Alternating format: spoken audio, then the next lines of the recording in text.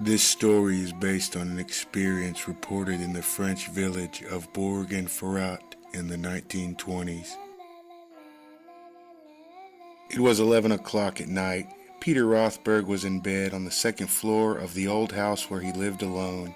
It had gotten so chilly he went downstairs to turn up the heat. As Peter was on his way back to bed, a black dog ran down the stairs. It passed him and disappeared into the darkness. "Where did you come from?" Peter said. He'd never seen this dog before. He turned on all the lights and looked in every room.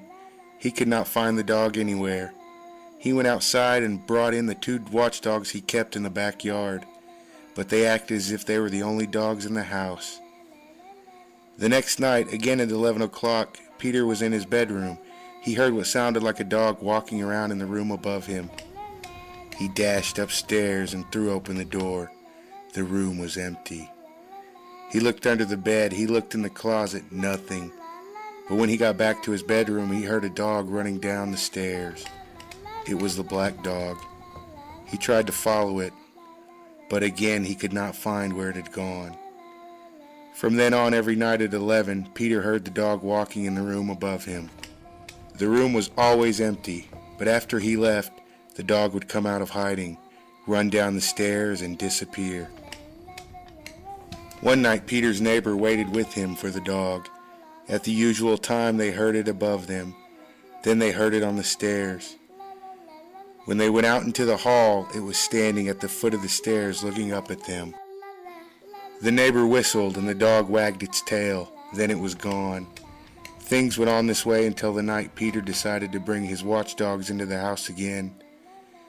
Maybe this time they would find the black dog and drive it away. Just before 11, he took them up to his bedroom and left the door open. Then he heard the black dog moving around above him. His dogs picked up their ears and ran to the door. Suddenly they bared their teeth and snarled and backed away.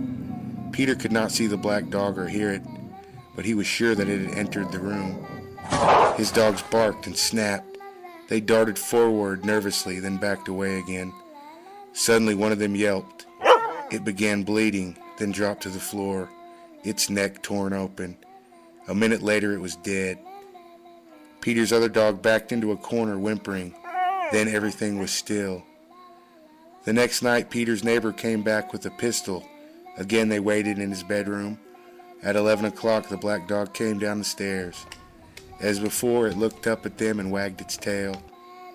When they started toward it with the pistol, it growled and disappeared.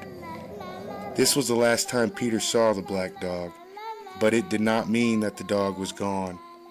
Now and then, always at 11, he heard it moving around above him. Once he heard it running down the stairs. He never managed to see it again, but he knew that it was there.